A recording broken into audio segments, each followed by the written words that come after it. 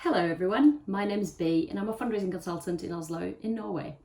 Right now, the summer's finally come to us and that's a good time for us to be sitting inside talking about optimizing websites for donations, which is exactly what we're going to be doing for the next 45 minutes. There's this persistent kind of myth in our sector that if someone's really passionate about our cause, if they really care about what we do, they are willing to sort of do the work in order to make a donation to us. And unfortunately, as we see time and time again, this simply is not true. People have limited time, people have limited attention spans, and what happens when we don't make it easy enough for them to give is that they end up unfortunately not giving at all. You can sort of overlay this with experiences from your own life. Imagine, you're finished with work, you're feeling a little bit peckish, it's a bit long until dinner, and so you think, you know what, I'm just going to go buy a hot dog at the corner hot dog stand. That'll take me over to dinner. And when you get there, you have this just infinitely long line of people in front of you, and you think, yeah, I can manage, I can pull through until dinner. Your willingness to make a purchase from the hot dog stand was there, but the practicalities of it made you change your mind. You might not even have consciously changed your mind, but either way, you ended up not making an actual purchase. And as fundraisers, we really know this. Giving is an emotional decision. It's not a rational one.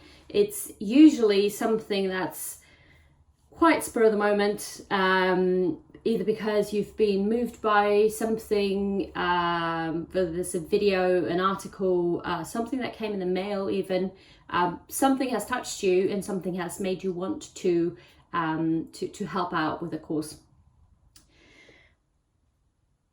And then only later do you sort of rationalize why you made that donation.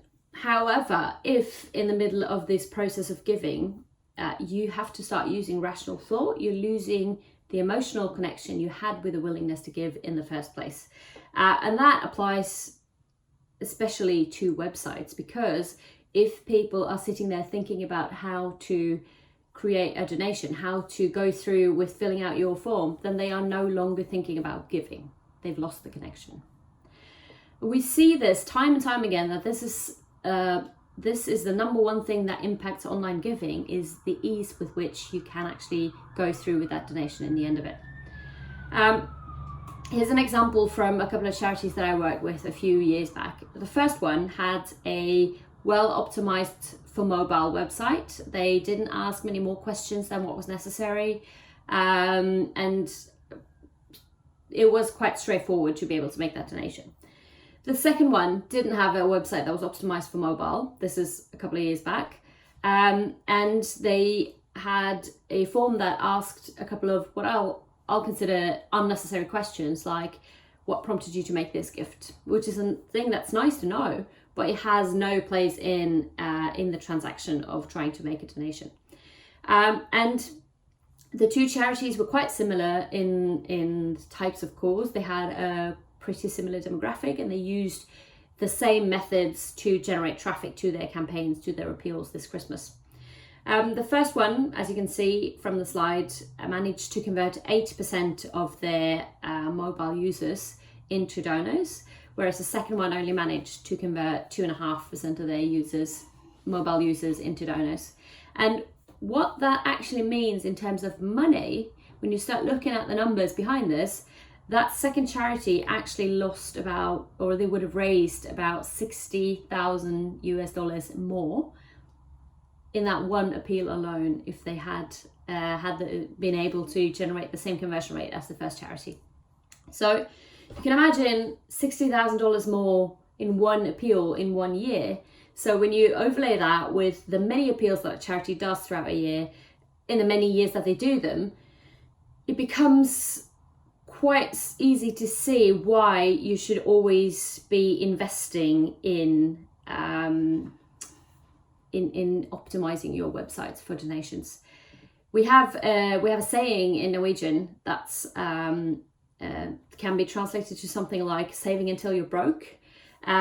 which is what businesses do when times are bad. You know, they cut the marketing and they cut the R&D, which means that they might survive the years that are financially bad, but when times start looking better again, they've got nothing new to come to market, or they've lost market penetration because they haven't invested in marketing, and so they actually go bust when the times start coming around. And we do the same thing in our charities. Oftentimes we look for an out-of-the-box solution for our websites, for donation forms and landing pages, and we look at the price of them. And when you look at the price of something like this, when you're treating infrastructure, digital infrastructure, as a cost rather than an investment, you actually end up, again, saving until you're broke. The most expensive thing you can do is buy the cheapest thing that's out there, because it's not very likely to actually give you any return on the money that you've spent on it. So it's always better to, you know, think of it as an investment and figure out how much are you able to invest, and contrast that with what you'll actually be able to get back from it. So talking about going back a bit to these conversion rates, one question that I get all the time, and it riles me up, is, well, what's a good conversion rate? What's the average conversion rate? And whenever I see someone using an average for conversions for more than one charity at a time, if you're looking at sector wide, it makes me really angry, because it has us focusing on the wrong thing. And I say there is no such thing as an average conversion rate. You'll always be comparing apples and oranges. It's you can't really compare the conversion rate of, say, a charity that only does fundraising. They fundraise for some other cause, say, and the only thing that's on their site is these calls to action. Contrast that with a page that has that also tries to cater to beneficiaries, like a disease type charity that also has a lot of information on it. You can't look at those two conversion rates, because you have very different reasons for coming to that website. And then people go, well, but what if we're talking conversion rates from the main donation page? And that's when you get me really angry, because you shouldn't be having one in the first place. And if you're focusing on having one main donation page and looking at conversions there, you're actually losing out on the biggest chunk of the money, which is maybe your donation forms shouldn't actually live in one place only. We'll get back to that in a couple of minutes. Anyway, the only thing that it makes sense to compare for conversion rates is if you're looking at your own numbers and continually trying to improve them, and you're comparing only to yourself or any other very similar type charities and type pages. So we can map out the journey that a user does through our website when they're trying to make a donation. And you might have a giving threshold, which is the one we want them to cross, and you have a leaving threshold, which we don't want them to cross. And you can sort of map out the way they move through our website. And it usually starts with them reading or seeing some kind of emotional story, and they are very moved to give. And so we've made it maybe then a bit hard for them to find the form. They have to actually look for that donate now button, which we as fundraisers all know is in the upper right hand corner. Spoiler alert, donors don't know that it's in the upper right hand corner. You're the only ones that do that. If they can't find the form, they will then lose the willingness to give. It will go down. And then at some point, maybe they find the form again, so they're again motivated to give. Then you ask them for their mobile number. And see, someone in your department has been really clever, and they've said, you know what? If we tell them why we want the phone number, they're not going to want to give it to us. So we'll just ask for it and make it mandatory and not tell them. Can I tell you a secret? Donors know why you want their phone number. Yeah, I know. It's revolutionary, isn't it? They actually understand that if they give you a phone number, you might be calling them.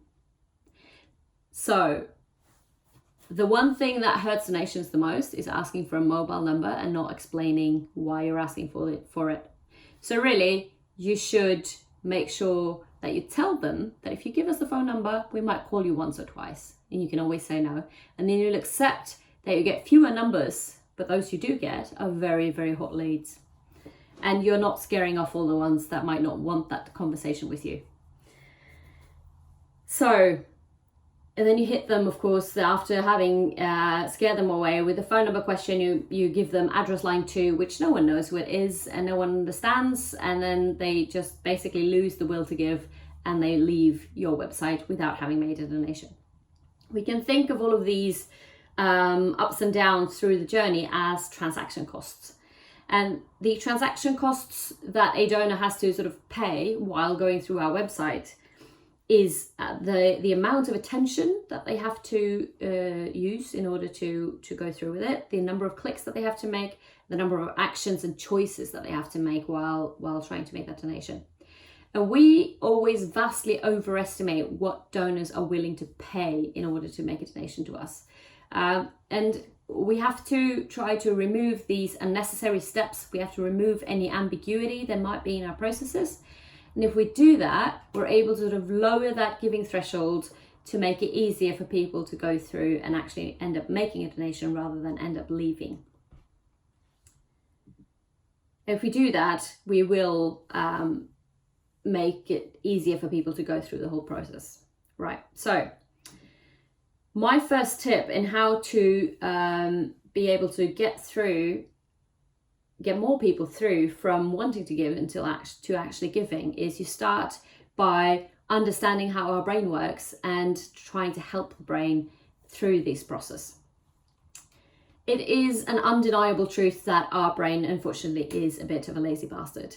We don't want to spend too much energy on conscious thought because it's very exhausting to human beings to actually consider things and make a choice.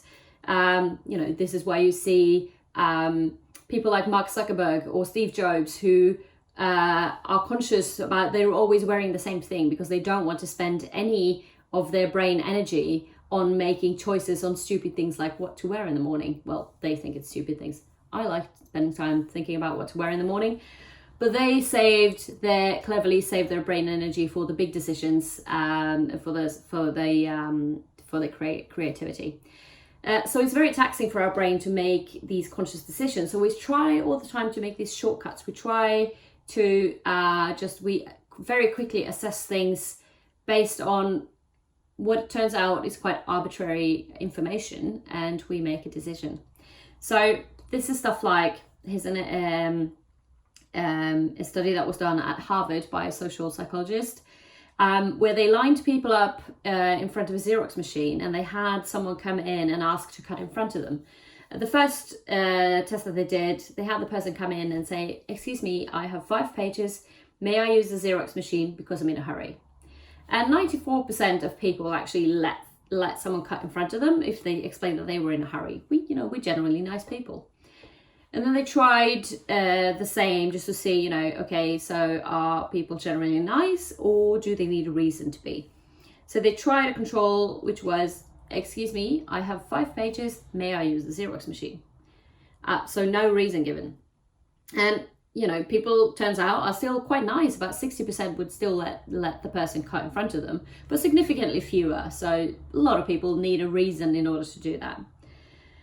So they did a third test to see, does it actually have to be a good reason or does it just have to be a perceived reason? And so they did one where they said, "Excuse me, I have 5 pages. May I use the Xerox machine because I have to make some copies?" Obviously you're there to make some copies. That's not actually a reason at all. But what we then found is, or what they found, is that just, putting the word "because" in there makes your brain do that shortcut to say, there's a reason here, I'm going to let this person cut in front of me, even if there isn't an actual reason. And yeah, you might be going home thinking, wait a minute, what was that? But you let the person in front of you because your brain made the decision before your conscious thought could sort of catch up to the brain. Why am I talking about this? Well, it's because it impacts the way we should design forms and landing pages in order to help the donor's brain make these unconscious decisions, or to not really help them make the decisions either. It's to not stop them in their tracks, to make them make conscious decisions when they don't really have to. So if we look at what a donation form might look like, this is a reasonably good approximation of what one might look like. You've got, nice evenly spaced fields, and fits in a nice little rectangle there. It doesn't ask for too much information. It's reasonably good looking. But there's actually quite a lot we can do to this form in order to improve and help the brain easier interpret what this form is actually asking for. So the first thing that we want to do is that we want to adapt the field lengths to the information that goes in them. We do this to avoid sending conflicting signals to our brain. So if you write your first name, your last name, your street address, your brain already knows that what comes next is usually a zip code in most countries. So it's getting ready to write a zip code. But if you've got a really long field for it, your brain's going to go, or your eyes are going to go, hey, hang on a minute, this field doesn't fit with what we think is about to happen, which is writing a zip code, but this is a long field, so it must require more information than just 4 or 5 digits. So you're going to have to then stop in your tracks, go back, read the label, figure out which label goes with which field, and again, you've lost that flow. So by adapting field lengths to the type of information that goes in there, we're actually helping our brain sort of process the whole thing more like an image, and it fits with the patterns that we already know. The next thing we can do is to try to group the fields that belong together. So first name, last name, postal address fields. If we had electronic addresses on here, like mobile phones or emails, that would be a third group. Again, helping our brain very quickly understand what information goes in without necessarily having to stop to read the labels. And we've got to make sure that we have buttons that very clearly state what it is that they do. So when you have buttons that say something like cancel and okay, we don't really know what that means. What does okay mean? Is that taking me to the next step? Is that the final button? Is it, we don't know what happens, and so we get unsure. So we're going to change the labels on these buttons from cancel and okay to delete and donate, maybe. Then, and we are somewhat closer to understanding what actually happens here. And we want to make sure that there's a very clear preference for what button we want you to click. What is the step forward that we want you to take? Well, donate, obviously, we are fundraisers after all. So we make the donate button big and green and very inviting, and we downplay the delete button quite a bit. We just make it into a text link, we make it red so that you understand that clicking this one is not the right decision to do. Actually, since we are going to just rename everything its correct name, we might just rename that delete button once and for all and call it the let me throw away all the work I just did button. Because that's what happens. And I don't know about you, but I have never ever in my life accidentally filled out a form with the wrong information, only to have to think, do you know what? There isn't a delete button here. So now that I've written my name and address all wrong and they don't let me correct it easily, I'm not going to go through with whatever action I was doing. The thing that has happened to me quite a few times is I've filled out all the information in, say, a hotel's Wi-Fi sign-up form, go to click the button on the right, which I think is the I am now connecting button. It turns out it's the delete button, and everything that I've filled in is now gone. I stayed in a hotel in Madrid for 3 days once, and they had one of those really annoying Wi-Fis that cuts you out every 30 minutes. So every 30 minutes you had to fill out this form. Every single time I filled out that form for 3 days, I got it wrong 2 or 3 times before getting it right and remembering that the button I had to click was the one on the left. So why don't we just remove the things that hurt us more than they help us? You know, we're going to just get rid of the whole delete thing, because if someone wants to not make a donation to us, it's not our job to help them. Our job is to help them make that donation.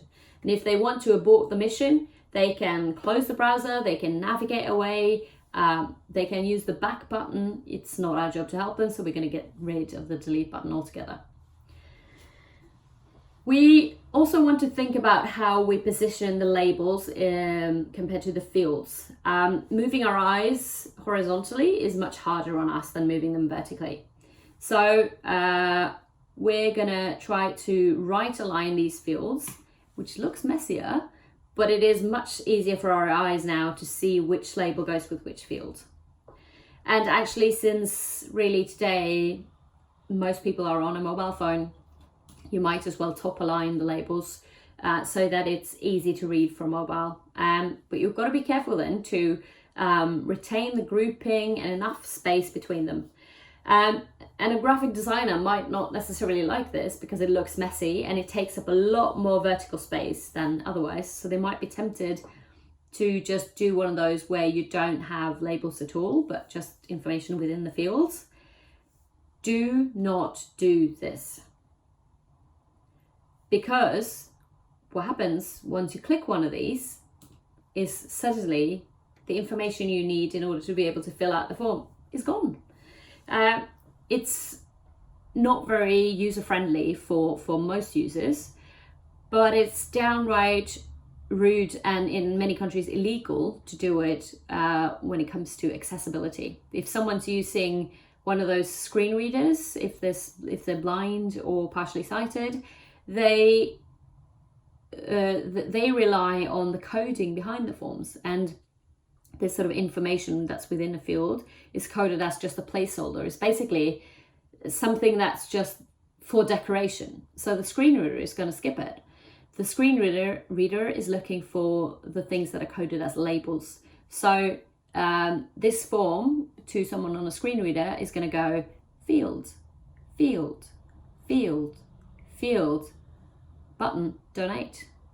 Not very helpful, not very nice. The only way you're allowed to do that is if you've got a brilliant developer who knows how to code these things as actual labels, and where when you click that field to write in it, you get one of those nice little functions where you see the information within the field move up into to becoming a label, so it's still there. You'll be allowed it. Finally, no matter how foolproof we manage to make a donation form, people are always going to get it wrong. And what we need to do then is that we make sure we clearly state what it was that went wrong and how you fix it. We might have a summary at the top of the form that highlights which errors were made, and then you have to highlight the individual fields where the error was made to help you correct the error. As you can see in this example, I've used 3 different ways of highlighting. So there's a color, there's a border, and there's a symbol. And again, it has to do with accessibility, making sure that if you're colorblind, you can still see the error message, for instance. And if you're only using a color, that might not be the case.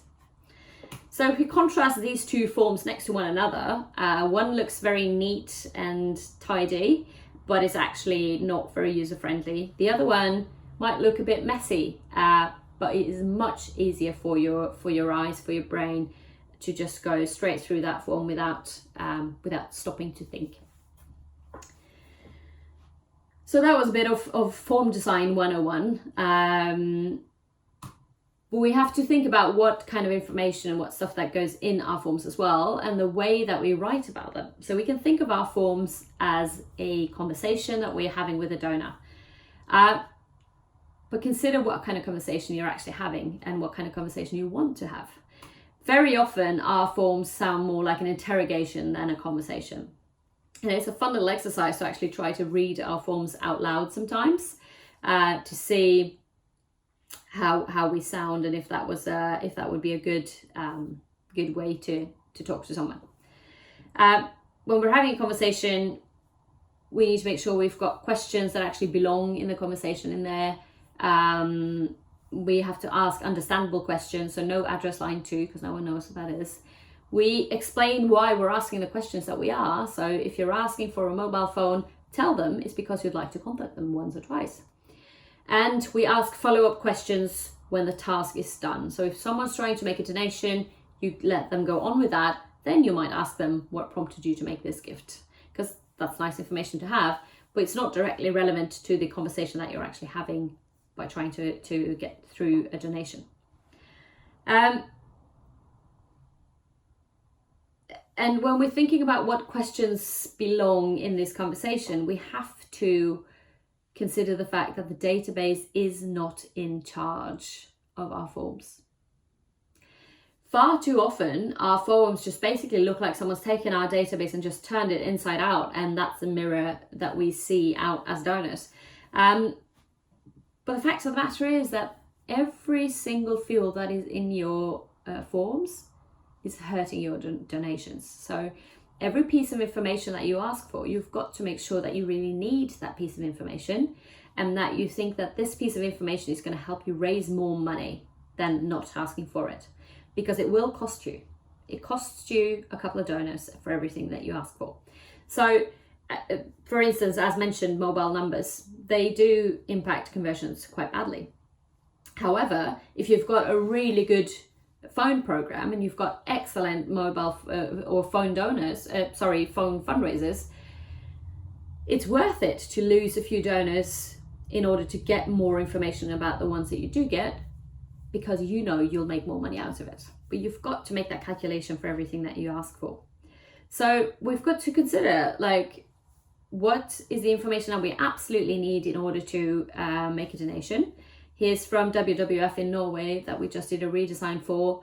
And when someone's going to make a one-time donation, we're only asking for their first name, their last name, their email. And they are actually also asking for their mobile number. They've made the calculation. And other times you need more information. So when they are asking for regular donors, people to sign up for a long-time commitment, we are also asking for a physical address because we might want to send them some stuff.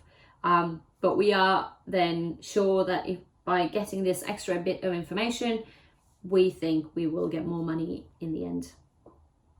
So I think now we have established that forms matter. Forms are really important. But they do you absolutely no good if they're sitting alone in the woods just screaming and no one's getting to them. So we've got to find ways to guide donors to those forms. And it's been shown time and time again that if we have a question to give in the right context, and there's a short path to completion, that's what leads to action. That's what leads to gifts and donations.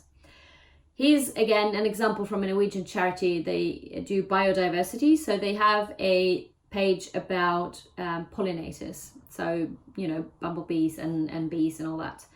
And as you scroll down this page, you find a lot of different information about what the problem is, what's threatening the pollinators, and towards the end you get to a page that talks about what it is you can do about this.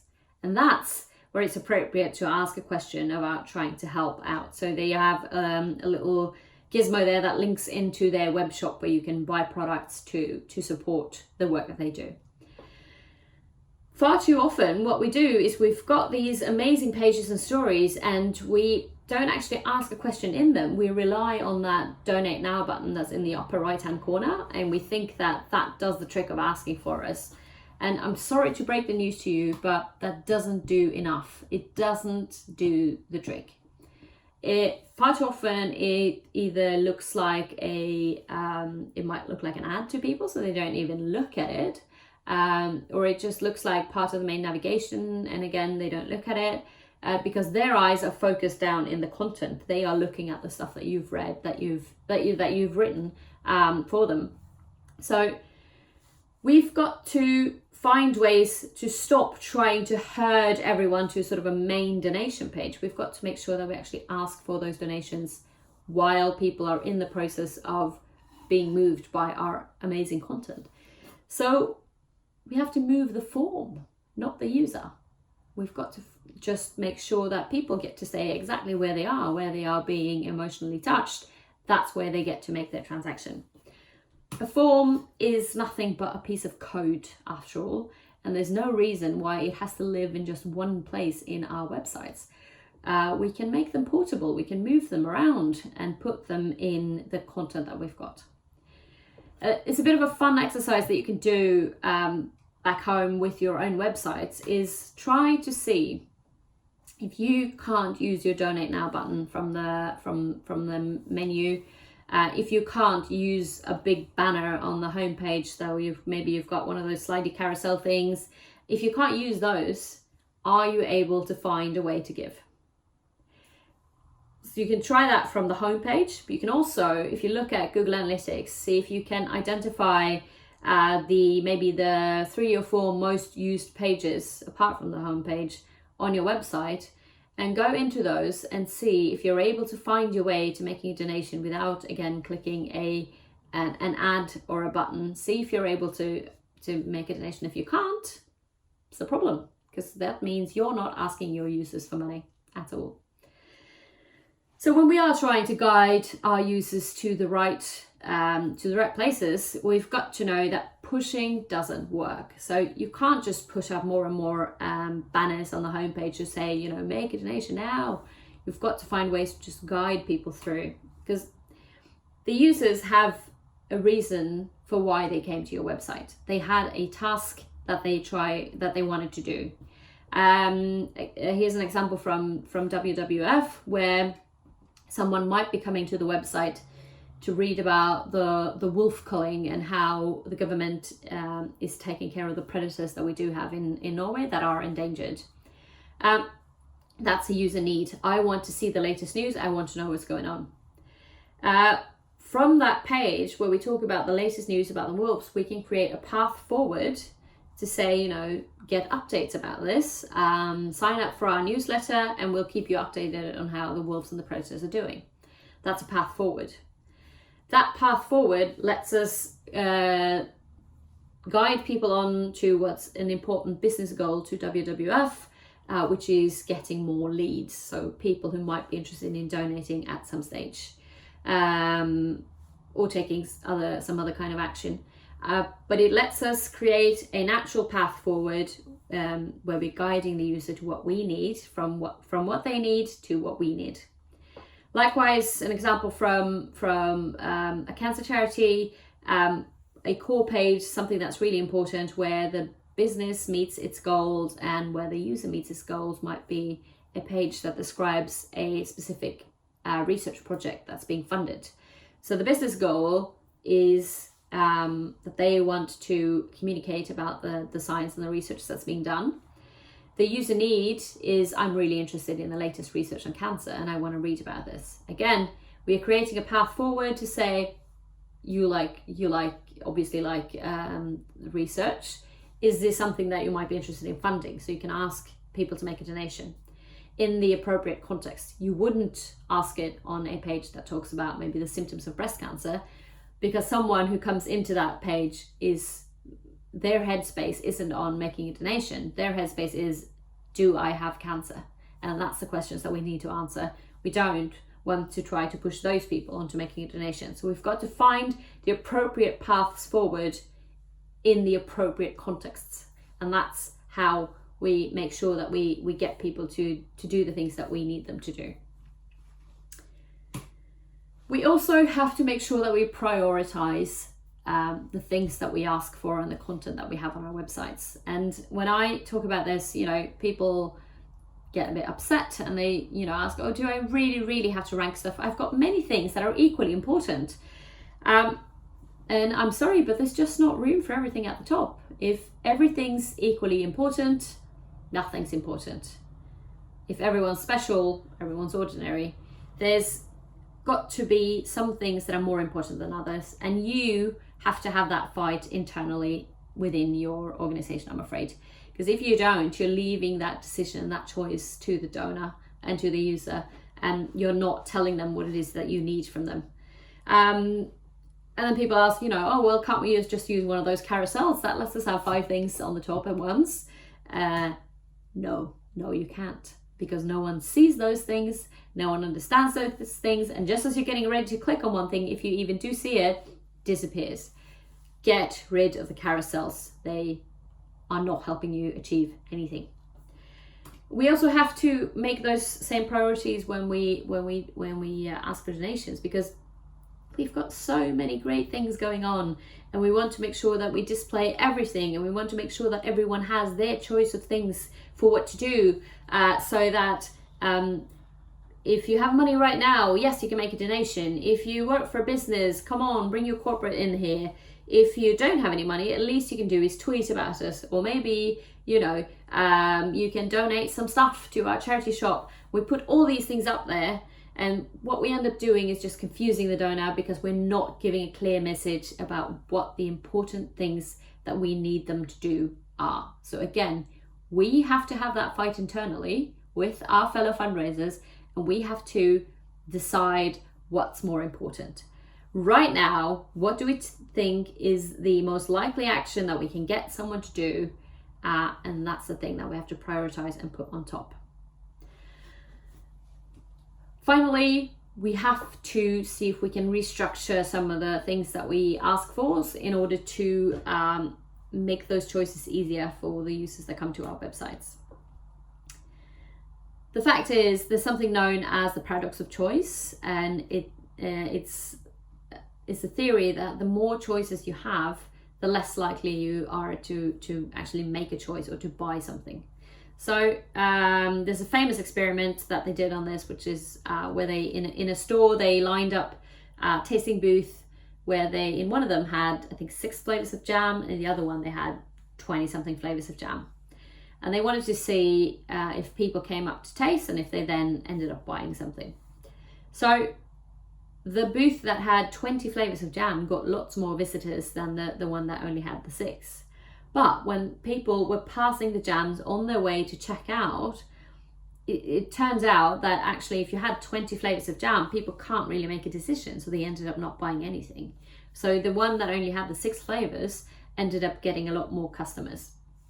And we do see this also for charities. I've seen user testing on, say, web shops where you have all these, buy a virtual chicken or a goat or a pig or a pair of boots or all these things, and they all have a donation amount attached to them. And it ends up being a really difficult choice for the donors. You get these sort of choice fatigue because you have to look at, well, what's the symbolic thing that I want? Well, I want chicken, but the chicken doesn't have the amount that I want. The boots have the amount that I want, and I don't really want the boots. And so you end up, you know what, I'll come back tomorrow, I'll deal with it then. And you end up actually never making that choice at all. So we have to look at how we can remove some of those choices, but retain the freedom for a donor to decide where their money goes. And we can look at, again, then restructuring some of the stuff that we ask for. So here's an example from a Norwegian charity where if you clicked on donate, you'd be met by 2 stark choices. That's the first thing that meets you, is you have to choose between making a donation to creating jobs or making a donation to helping children. And you don't really have much more information than that. And so already you're being put in a very difficult position because, well, what do you need me to do? And so you have to look at, okay, so can we restructure this in some way? So you can, for instance, just create that one form that focuses on you and what you want to give. And you can make maybe a drop down that says, you know, the money should go to helping children. And if you're happy with that choice, you just move on to the next step. If you're not happy, you can click the little drop down and see what other choices you have, where you might have a creating jobs and any other projects that you want to fund, but you have made and suggested a choice for your donor. Likewise, a charity that had a ton of different membership options, and they're all quite similar and you can't really tell them apart. There's one here, a fixed income level, there's an individual 1-year membership, a family membership plus a book, a contributor membership, a benefactor membership, a steward membership, and a lifetime relationship membership. You don't really know what any of these means, except they have different price points. And especially this bit about, individual membership, family memberships, etc. It confuses people. And we had the same problem when I used to work for the Norwegian Cancer Society. We found that when we asked them if they wanted to become a family member or an individual member, we were actually confusing the heck out of people because they thought, well, if I choose the family option, does that mean I have to be in the family of someone with cancer? But that option is more expensive than the other one. So they didn't want to cheat the Cancer Society out of money, but they also didn't want to pay more than they had to. So they got really confused on the very first question that we asked them. So we looked at rephrasing the question. So as you were then going through becoming a member, we would ask you the question, do you live with anyone else who might want to become a member? It's only $10 extra. And sure enough, we had about 30% of everyone who went through the form ended up adding a second person to their form. So that's lovely. And just by rephrasing that question, we took the confusion out, we took the forced choice out of it, but we retained the option for you to do the action that we wanted you to do. So, in very brief summary, what you've got to do to make sure you get more donations on your websites, you've got to make sure that you design and code your forms right. Fewer fields are always better, but make sure that you're asking for the stuff that you think will enable you to raise more money in the long run. Context is king. Make sure that you're asking for money in the right contexts. And you will raise more money. And make sure that you're actually asking, that you're not just relying on some button in your upper right hand corner. Try to find some ways where you can nudge people into making more donations by maybe having one-time donations and regular donations in the same form. So someone who comes in with an existing desire to make a single donation might be willing to be nudged into a more desirable action, so signing up for a regular gift. You've got to do the priorities and tell your users what it is you actually really need from them. And you've got to, and I haven't talked much about this, but I could talk for hours about this, but you've got to be device agnostic. This means make sure that you've got the same content on every device, not a different thing on mobile to what you get on a desktop, because your users are the same everywhere. And you might think that, people on a mobile are just people on a run. But more often than not, they're sitting in the couch and they're not really interested in the thing that's on TV. And so they're scrolling through and they are actually really in the mode to maybe make a donation. So if you do these things, you will be able to raise more money from your websites, I guarantee it. And if you're interested in talking more about these, please just contact me on Twitter, on LinkedIn, on email, wherever. And I'd be happy to talk for hours and hours on end about forms and landing pages because they are my passion. Thank you so much for listening to me, and best of luck with the rest of Fundraising Online. I hope you pick up many things that will make you raise a lot more money. Goodbye now.